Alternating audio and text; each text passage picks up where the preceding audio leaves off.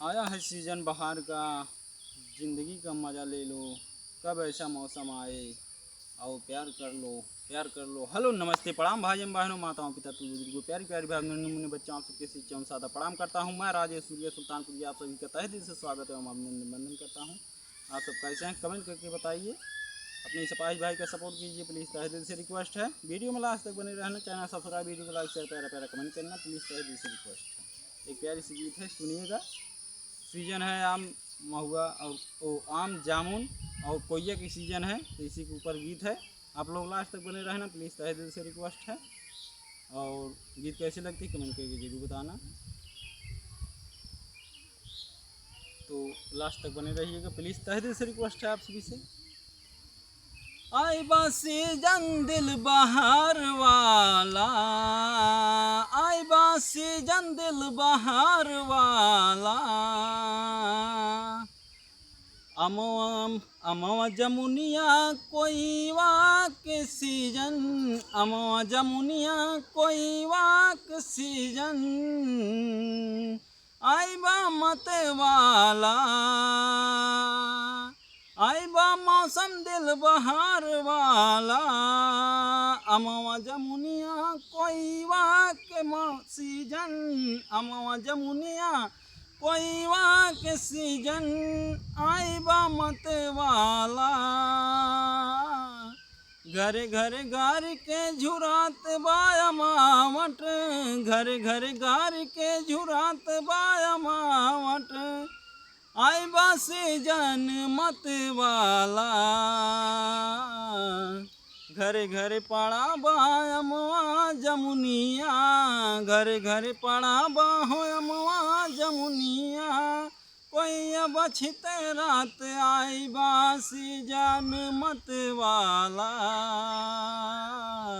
आई बा मौसम दिल बहार वाला, आई बा सीजन दिल बहार वाला, आई बा सीजन दिल बहार वाला। तो हेलो नमस्ते प्रणाम भाई बहनों, आप सबको ये गीत कैसे लगी और वीडियो में लास्ट तक बने रहना। और प्लीज़ तहे दिल से रिक्वेस्ट है, देखिए हम अपने बाग में खड़े हैं और जो है कि यहीं पे अच्छा लोकेशन था, हम सोचे थोड़ा एक वीडियो बना लें। तो आप सबको वीडियो कैसे लगी कमेंट करके ज़रूर बताना आप सब, और प्लीज़ तहे दिल से रिक्वेस्ट है।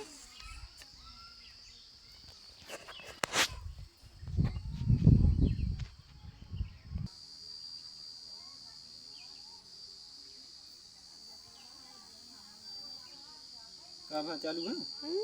चालू है। तो हेलो नमस्ते प्रणाम भाई बहनों, आप लोग ऐसे ही प्यार दुलार देते रहना प्लीज़, तहे दिल से रिक्वेस्ट है। एक गीत और है, सुनिएगा।